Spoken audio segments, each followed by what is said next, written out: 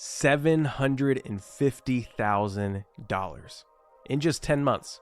That's how much my partner and I, David and I, made through partnerships in our first coaching business. Through partnerships. It's crazy.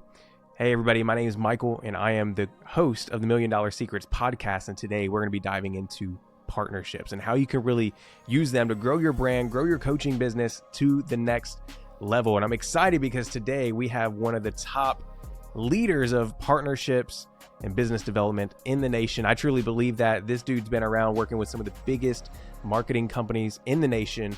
And today we have the VP of business development at ClickFunnels, Ben Harris, in with us in the room. He's going to be showing you all how you can craft partnerships that last, but then also that make a lot of money. So if you're excited, go ahead and click that like button, leave a comment below to let us know you're in the room. But we're going to get into today's episode. Ben, what's up? Welcome to the show, man. How's it going? Man, one of my favorite people in the world from the ClickFunnels universe is here with us. Ben, how's it going? I'm doing super well, man, and I appreciate you having me on. It's always awesome, interview or no interview, right? Just getting to talk to you is such a pleasure. So I'm pumped to be here today, man. We'll unpack it all. We'll dive into it, baby. I'm excited. 100%. So like I said, Ben is the VP of business development, pretty much partnerships and just growing the business there at ClickFunnels. And this guy is a wealth of knowledge. And I've known Ben for a couple years now, just through some mutual friends. And I've seen him do a lot of amazing things. So today, Ben, what I want to do is pull back the curtain and let people into your mind on what it takes to build partnerships. So are you cool if we just dive right in? I don't even today, like all they need to know is that you're an awesome dude. Are you cool if we just dive right on in and just go from there? Dude, let's rock and roll. Yeah. What you got? Cool. So this is, I sat down and wrote so many notes for this because I want to know what you, Russell Brunson, all of you all are doing to form these amazing partnerships.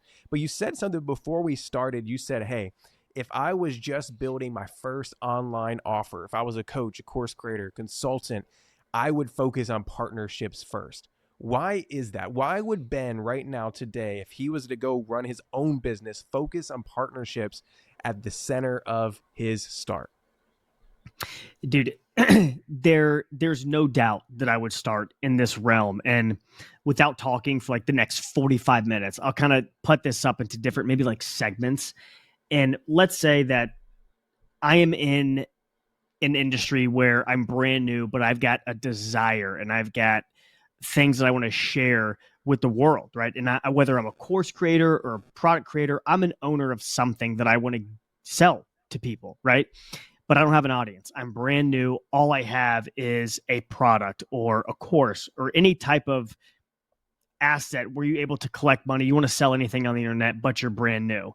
It's the same way how people, and again, this is a tomato approach. All these are just my opinions only through my experience and what I've had a decent amount of success with.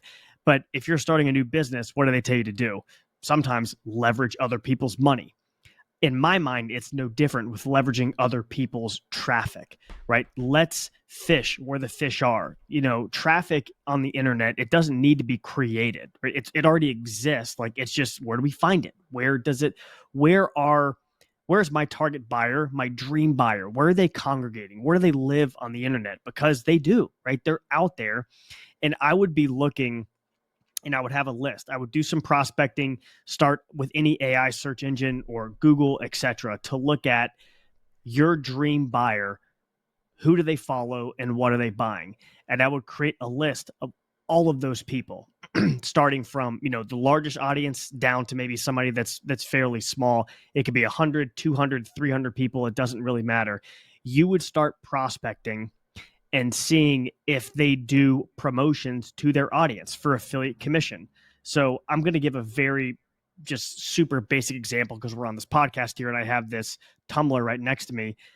That's probably not the best example to use, but I've already spoken. But I would look at who people that buy my product, who do they follow to where that person or said individual could promote my Tumblr to their audience. for the sake of this conversation, I'll steer back a bit.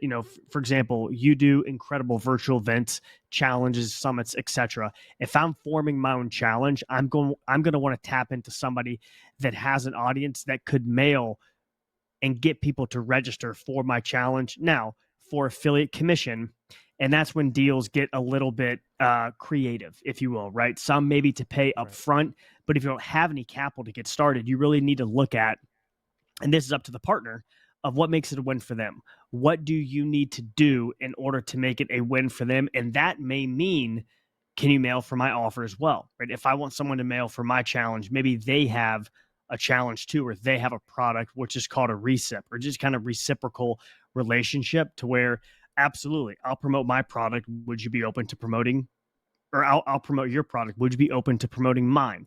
And I want to get to that in a second because I've got some cool ideas I want to share with your audience. But I'll stop right there. Would you feel your opinions align with that based on your expertise and success? If you're starting a challenge for the first time, don't go spend thousands of dollars on ads. Find some people who have people that have already bought from them. They have buyers in their audience. They will promote your stuff as well. Do you feel the same? Oh, 100%, man. And we tell Yeah, people, we tell people all the time that, running a summit, may be a good fit for a lot of people because you get to leverage those speakers in their audience as well. But same thing with a totally. challenge. So I'm in agreement with everything you say. One thing I will say though, one thing I teach a lot of my students is it's not just a win for them, but you need to make it a win for their audience as well, right?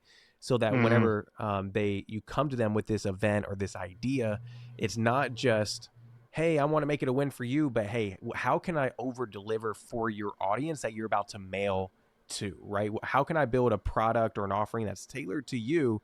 And you would know this better than me, but how can I build something that's tailored to your audience? So when they receive it, it's not perceived as salesy or just another promotion, but something that they actually want, something that's actually going to help them. And so not just a win for this other person that you're partnering with because they're going to make a lot of money or make some money, but then it's also a win for their audience, and ultimately it has to be a win for you. So a win-win-win scenario. So this is awesome, man. So how do you know whenever a partnership is a good or a bad fit, right? Because you said go and make a big list, but are there certain things that come into place that once you kind of reach out, which you may have been going that route of like talking about how to reach out and things of that nature, but how do you know if somebody is not a good fit versus, oh, this person's the perfect fit for a partnership? A lot of it comes down to testing, but you have to make the best educational decisions at the time. You have to hypothesize of again, that was one of the last points there, is it a win for their audience? Is it a good experience for their audience? Because anyone you want to promote your product or your challenge or summit, they're going to protect their audience with their cold, bloody hands that they have spent years, again, blood, sweat, and tears building, as they should, right? So you have to act like it's your own as well with that in mind, and know that if you're selling a product, that you really have to pretend, and this is, I've always lived by this rule, like pretend that nobody buys. Literally pretend 20,000 people show up, no one buys, which would never happen. But live in that world. Are they still going to have tangible value that they can take from your summit or challenge or webinar and use it in their business? And that's how you need to design your curriculum, and know that anyone you want to partner with, you can be willing to guarantee that that's what's in it for their audience as well. Do we give a quick example of something I've done in my career? Let's do it. And I was going to ask a follow-up question after that. That's right in alignment. So go there, and then I have another question for you. Cool.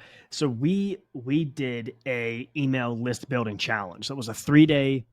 It was more of a summit than a challenge, honestly. I think we just called it a challenge because this is 2022, and it was like, a hot word. So we used a challenge, and we sold a digital, just a course on the back end of it, but the whole guarantee, and we had 33,000 people registered for this thing. Think about that. Like, we looking at pictures of Madison Square Garden, like, dude, there's more people registered for this challenge they could fit in this stadium. It's insane. That's crazy. Just like, idiots like pushing buttons on the computer, getting 33,000 people to come into this thing. But it was, and we told this to partners and we told this to registrants as well, that at the end of this, you will have everything that you need to start building an email list. And we encourage people to do it as we kept going throughout the 3 days of, hey, execute on this, execute on this. And we had like an after hours party every day after the challenge, all 3 days, whether they bought or whether they didn't. They were allowed to come to this after hours event to where they had execution items and checklists and to-do lists. And people knew you come to this for 3 days, you're going to start building an email list. Now, we had teachings and instructions on the back end of that. We did sell a product, but I wanted everyone to know, like, hey, leave your checkbook at home, right? Come hang, make connections, and really learn how to build an email list, which will be the lifeblood of any business that's selling a product on the internet. So, and it worked. It worked pretty darn well. And it also sold very, very well. But I've really got some stuff I want to cover too, but I want to slow down because I get a little pumped. Like we can go as fast as you want, man. So, yeah, but you said you had a question. With partnerships. So this was kind of my question. You've had some really successful partnerships.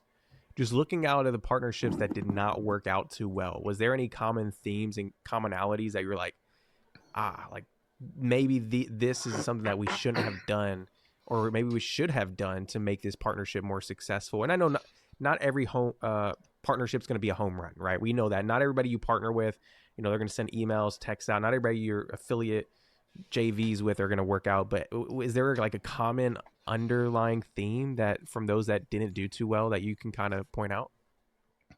I do have one. And yeah, to your point, they don't all work. I've got one literally right now that's not performing what I expected it to.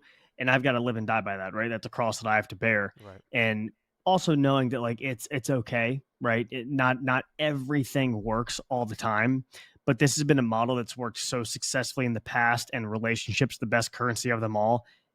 It will continue to work. I'd be willing to put my reputation on the line with saying that, but not all of them do. And the underlying factor that I see, Michael, is that it's sometimes expectations are not properly set. And that's when resentment sets in, right? If you and I go into agreement together and one of our expectations are not met, some resentment could set in, either me towards you or you towards me, to be frank with you.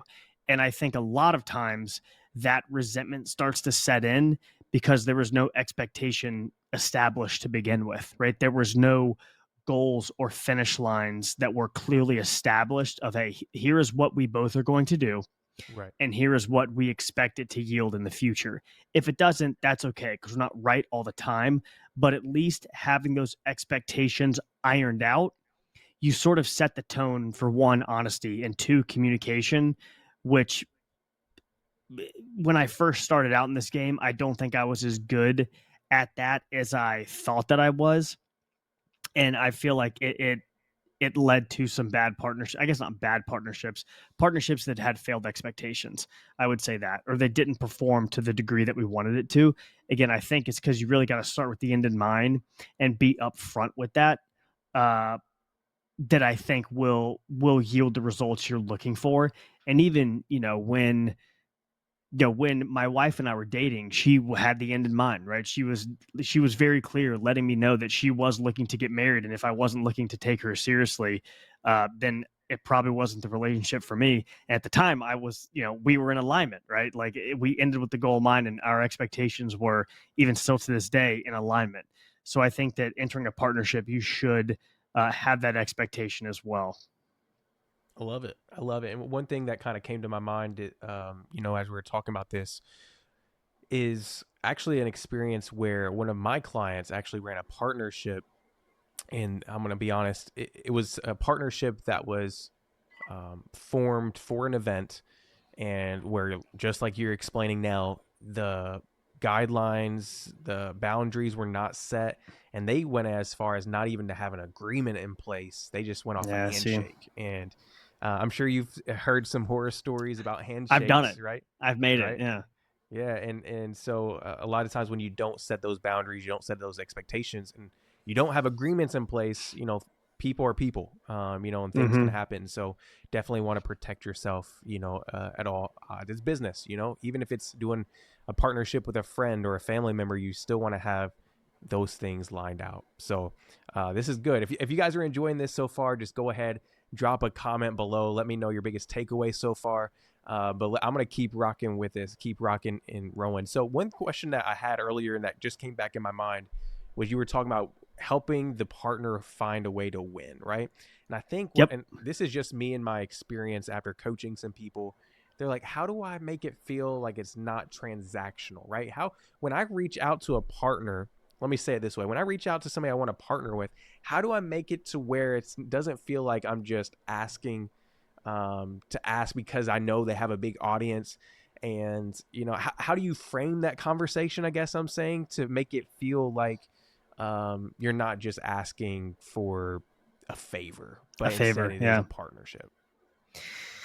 That's a great question. I'm glad you came back to this. This is one of the things I wanted to say, and something that, I mean, frankly, kind of allowed me to get scrappy when I first started out in this game that worked out pretty well for me is I think that, and this might not be the best answer to your question, but I'm going to land the plane and I hope it helps. But I think that early in my career would just establish more rapport than I thought that I would. And what I mean by that is like being blunt is better because I always felt like if I was very upfront with my intentions, I would offend somebody and then I wouldn't make them as a friend and they wouldn't approve or wouldn't like me, which is a little bit more mental than tactical. But just being vulnerable with the audience, I always felt like I never really wanted to ask for actually what I wanted because I was too afraid to offend anybody. When in fact, I would actually just be getting more respect and not wasting their time as well. So with Okay. forming a with forming a partnership, you want to ask like, what do they want to get out of it? Because in being blunt, if I would looking to partner with you, Michael, on something, I'd say like, hey, selfishly, here's exactly what is a win for me, and here's what I'm looking for, X, Y, and Z. Now, I do know in order for that to happen, I've got to make something incredible for you as well, which is my direct intention of getting on this call. I wouldn't waste your time. So if we sit down 12 months from now, what would have to happen for you to be like, that was a complete home run, and it's a canvas that we get to paint together, And I like that. early in my career, right? Or let's say I have a challenge and I want someone to promote my challenge. So I have contacted you and said, hey, here's what I need you to promote something that I have. And they're like, okay, well then can you promote what we have? You need to be able to find partners that can mail on your behalf. So you can, again, leverage other people's audiences for their offer. You get to be the middleman and you're sort of connected to both. I hope that makes sense because in turn, right, Michael, you're going to promote my challenge, but I've got another buddy named Dave who is also going to promote your offer, whether it's a webinar or a Right. challenge, a summit, anything. I'm now in the middle getting a cut out of both. And in time, I'm also growing my email database, my email list, because you are promoting my challenge. I'm collecting those emails. And if I were to get started from nothing, that is exactly how I would go about building an audience and creating cash flow to then in turn run ads to start to grow my audience on my own. But if, and again, it's salesmanship 101. If you can agree to do stuff like that, or maybe you can host a syndicate to where you start to network with, a lot of these summit or challenge owners, and you can start to broker in the middle, right? And just be a connector. And if you have an email list building challenge, you can connect someone that has an email list building mastermind or some sort of email list building offer that's not too conflicting. And there may be some overlap, which is okay. But as long as you can start to connect people with people they don't know, you get to really win from that and grow your list in the entire process. So not only are you establishing rapport, you're finding wins for everybody else. The last step of that, which this should not be the only reason why you're doing it, but at the end of the day, you're still building your list as well. So there's no way anybody loses as long as you find what people are looking for and just design something that lets them win first. That's really it's simple, but it doesn't mean it's easy. If that makes sense, right? It's a very simple process. It's very black and white, very cut and dry, but it doesn't Right. necessarily make it easy. There's a lot of groundwork that you need to go to build relationships, to be at events, to make introductions, to introduce yourself, to do all of that helps. But dude, me having mailing partners made my career, right? Because I didn't have anything really to offer on my own behalf. So I found out a way to leverage, again, other audiences, other traffic own, because what I was willing to do was make the connections and make the introductions, which you'd be surprised a lot of people who don't want to do that, right? They just want to be behind their computer and, and make offers and run traffic and sell products. So this way we were able to do that. Love it. Love it. So a few things I want to unpack there. Number one, I'm just kind of summarizing in theory what you said about, making it not feel transactional, and what you would recommend there. You're pretty much saying, hey, if it was me in your shoes, I would just go straight for the ask, quit beating around the bush, trying to hide things and kind of mask things up, when if you really want something, just kind of go for it. And being upfront with it sometimes is a lot, or maybe most of the time or all the time, is better than just trying to, hide. I don't know how to explain it, but you just go forward with, hey, this is what I'm envisioning. This is what I think this partnership could do. And then go from there and just lead with that up front. Is that right? It's what I would do. Now, me saying that, again, it's kind of polar. It's not like I'm saying don't get to know somebody, or know that, you have a daughter that's fixing to turn 3, or that you're from and still live in Kentucky, or that, you were in the real estate industry starting out. Like, it doesn't mean not knowing that. I just think that myself personally, I always just naturally always did things like that because I care. And I was at the beginning not willing to go that route of being as blunt as possible with my intentions. So again, that's where just I had struggled. We all live this world through our own lens, but I would think that uh, knowing that you tell people exactly what you're looking for, and then you can ask, "What can I do for you?" I think again, it's just back to that expectations, right? Like, we just sort of really explain what we need out of each other, so that way it's there's no surprises, right? Good or Right. bad. Surprises are sometimes, especially in this world of entrepreneurship, as I'm sure you know. I don't really know if you love surprises that much, but I've met a lot of people that they're not a huge fan of them. Yeah, not normally. All right, it's cool. So, that's awesome. Thank you. I think the audience kind of gets a gist of, what you're looking for there. So, whenever you talk about mailing partners, with partnerships though, I feel like there's a lot of different ways you can partner with people, right? You have Totally. they can send they can send emails on your behalf, or vice versa. You can send emails on their behalf, right? So, what are some of the ways when you go to somebody, what assets are you looking to see if a partner has at their disposal to promote your event or promote your product? What does that look like when Ben walks in and starts evaluating? I guess that's like the next step after they say yes, they're interested. Maybe like you start diving into the resources they have at hand. But what are some, like, I would like to hear like some creative ways you've used people's resources, and what resources do you look for that a partner would have? That's probably honestly where I get least creative. Um, and if I'm looking for, and I'm trying to view this as if I'm starting out with nothing, I just have an offer, or if I want to do my first summit, which if I started from zero today, that's what I would do. I would create an event. I would interview speakers that had audiences, and I would get people to promote this challenge. And I would just completely network my entire way to building an email list. But at that point, I'm going to look at two things asset wise. For anyone to promote my event, I'm going to look at their social following, and I'm going to look at their email list. So I will go to their social profiles. I'll go to their websites, and I'll sign up on their email list. Like, I want to join it. I want to view it. I have an email right now, benh.jackson@gmail.com. Doesn't matter if I give it out, but that's my email that I use to register on everyone's email list. I'm on everything. And that Gmail account's got so many folders in it, it'd make your head explode. Because I want to know what people's autoresponders look like. What do their offers look like? How do they pitch things? What's their copy style? And if I'm getting someone to promote an event or product of mine, I'm starting with their email list. That's just what I'm going to be doing.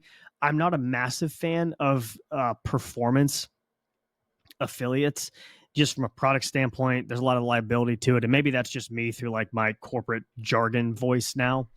If I'm starting from scratch, maybe it's different, but I want to look at what it'd be like if I'm promoting an event. do an Instagram live with them, right? If there's a speaker that I'm going to interview on my summit, which everyone should be doing, is again leveraging their brand, their audience, bringing them into your world. Sorry, I'm getting a sip of water. I'm like dying right now. No, you're cool. And I hope you guys are taking advantage of this, Oh, good. because this is literally somebody that's running partnerships and business development Yeah. for ClickFunnels, the biggest software in our world, right? So I'm loving this. I'm loving this, by the way. Cool. Thank you. Sorry about that. I'd look at how we could do any type of collaboration. So Facebook Live and Instagram Live, maybe like a little webinar or anything that would go to their audience, they'll be reeling them in. So in terms of like assets, hopefully that's satisfied with what you wanted to hear, but it's pretty plain. We look at social following and we look at email list, not only size but health as well, because you got to have something that's engaged. If it's, someone tells me they have an email list of 500,000 people, unless you're Grant Cardone, I don't know if that means a whole lot, because I have to see if they're worth a hoot. Right, right. So it's not really overcomplicating things. Simply asking, hey, how can we put this together in a way that's going to reach the most amount of people? But always start with the email list, because most people have an email list and most people have a social media following. It sounds like that you can leverage, which is cool. Yeah, Which it's is cool. you can point to any business on the internet and their success will be directly correlated to the health and the size of their email list. And even, it's a KPI that we look at always. It's like, hey, if our list is growing, so is our business, right? If our list is growing, our business is not growing, we got another problem we got to look at. But in my experience, it's always been something that's like, if it's going up and to the right, then we're making more money. I love it, man. So I want to know, Ben, building partnerships. What's one partnership? I don't know if you could tell me the name. Like I said, I don't know all the logistics. What's one partnership you felt like you nailed, crushed it out of the park? Because you've done some pretty big stuff in your world, right? And I'll let you brag a little bit on yourself. But Yeah. what was one of those partnerships where you were just like, dang, I did good on this one. This one Yeah. was legit. Like, do you have any in mind that come like first thing top of mind to you? A few. Yeah. We historically, let's get another sip of water. The most successful partnerships we've ever done have actually not been for an event. So I know we are talking about, challenges and summits and webinars, which if you are starting out, one, do one, two, call Michael, and three, leverage other people's traffic to promote your event. And in turn, you will build your email list as well. But the most successful partnerships we have ever had have been ones that I keep coughing in the worst times. Holy crap. You're good, man. You're good. And Everybody just take so your you cough know, the drops. audience here, they're not, I mean, many of them will have, we have some people with software. We have some people with just digital Oh, products. cool. Some of them aren't even just running events. And, so don't think this Okay. is only virtual events, because we have people in all different realms for sure. Gotcha. We have been able to, I don't want to say the word embed or integrate, but really incorporate ClickFunnels onto the back of what they're already doing. So this is years ago now, but I joined a lot of different programs, like courses teaching people how to do X, Y, and Z, right? From all over the map. Anyone in our industry that's teaching something, we went through their curriculum like, okay, do they have any blank real estate from A to Z in anything they're teaching where we could just like organically place ClickFunnels into what they're already doing? And I love this. ironically, like this happened to just not be an initiative that we were out, but both of these happen to be affiliate marketing courses. So get started making money online by promoting offers, promoting other people's stuff, whether it's an offer on ClickBank, promoting ClickFunnels as an affiliate, anything. And within their teachings, whether it's module 3, 4, 5, it was like, you need to build a funnel, you need to build a landing page, you need to build a lead magnet, anything like that. It's like, okay, here's what they need to be recommending ClickFunnels. And then it organically just happens, right? It's a pretty assumptive sale. And we embedded ClickFunnels into a handful, but there are 3 that come to mind. And they're probably 3 out of the top 6 lifetime ClickFunnels affiliates that just exploded because they sold hundreds of thousands of these low ticket courses and products. And it was just integrated marketing at its core, right? We just inserted ourselves into what they were already doing, and it worked really well. And there's a really good book called Integration Marketing by a guy named Mark Joyner JOYNER, integrated marketing, that describes that to a T. And that was an approach that we took that, really, gosh, is responsible for quite a bit of growth for this company. Dude, I'm glad you went this route because I'm like sitting in my seat giddy right now because Yeah.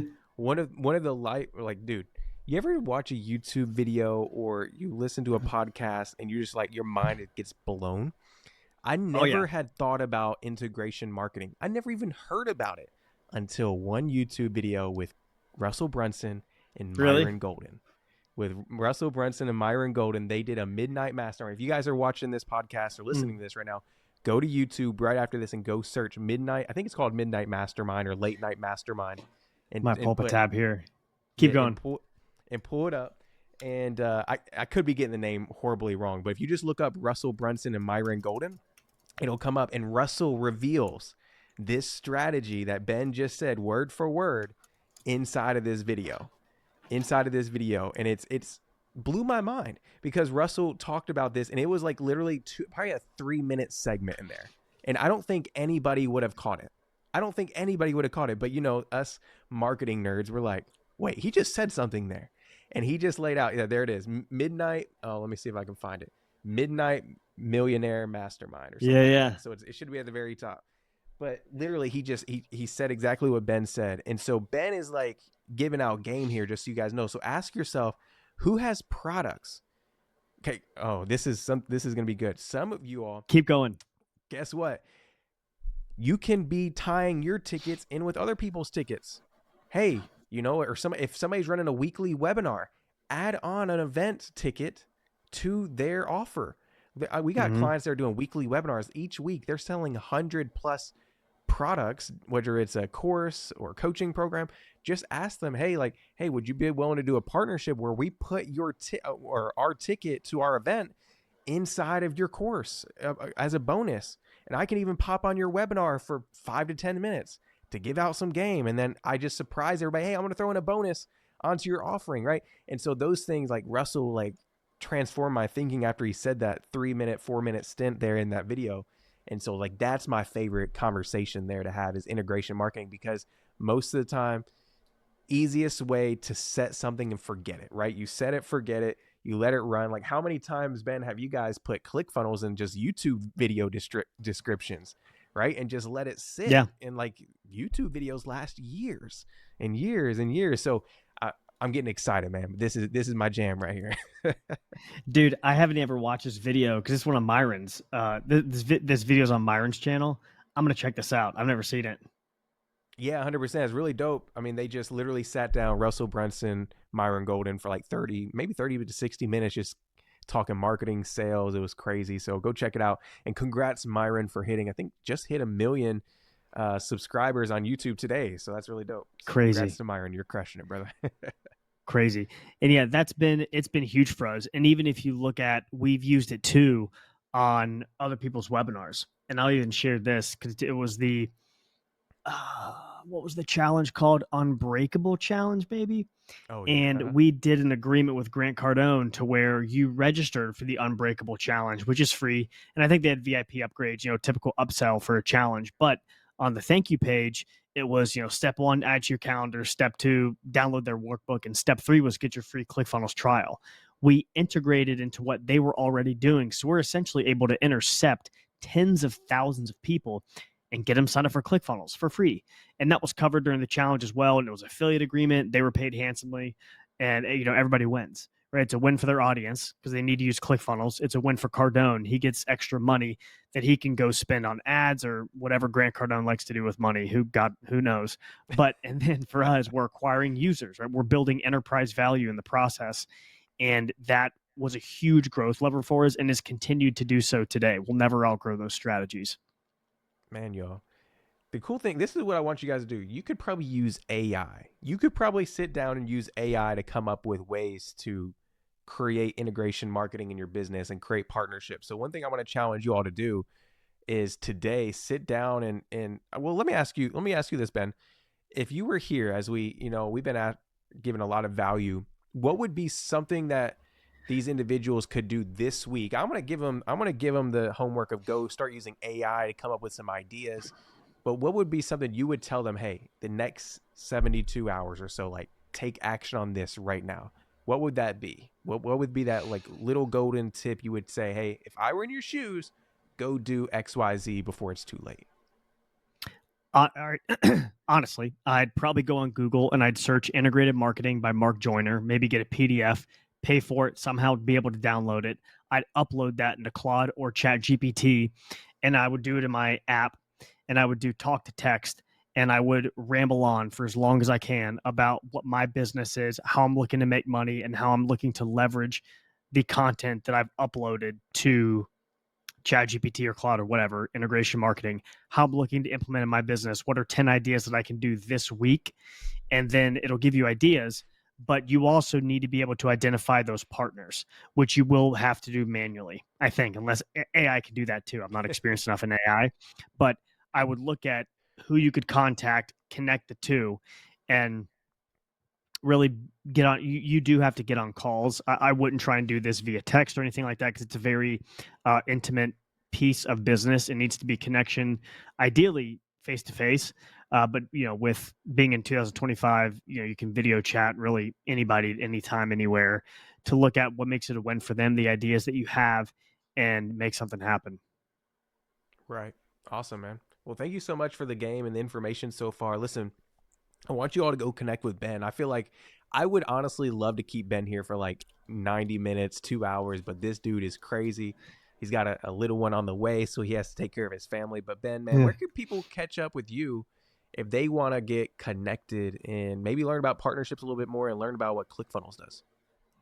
Dude, yeah, I'm at Ben Harris online across every social media platform, and check it out. Get your free trial at clickfunnels.com. Try it for 2 weeks. If you hate it, I won't hate you. You can gladly leave and we can part ways, but I think you're going to like what you have to see on the inside. I love it. Yeah, ClickFunnels been something that we've used for a long time for our clients and ourselves. So, one thing I did want to ask you because one of our accelerator students, I put out a poll today. Hey, what would you like to know from Ben? And so one of our accelerator students, Johnny, said, "Hey, can you ask Ben? I've seen ClickFunnels and everything going about. Like, can he just give us a sneak peek for what is coming in the future for ClickFunnels? Because they're always innovating." They're always doing something cool over there. What's a little sneak peek? Can you give us an insight of something cool coming up? Sure. Maybe not the whole thing, but what's something cool we get to look forward to in ClickFunnels? It's insane, but AI is coming to ClickFunnels in terms of if you're ever wanting to know what to test, what price point to have, what upsells to have, what color button you want, anything. There's going to be a lot of different machine learning tools that we have developed internally over 10 years of data, and a lot of things we've seen come in and out of ClickFunnels.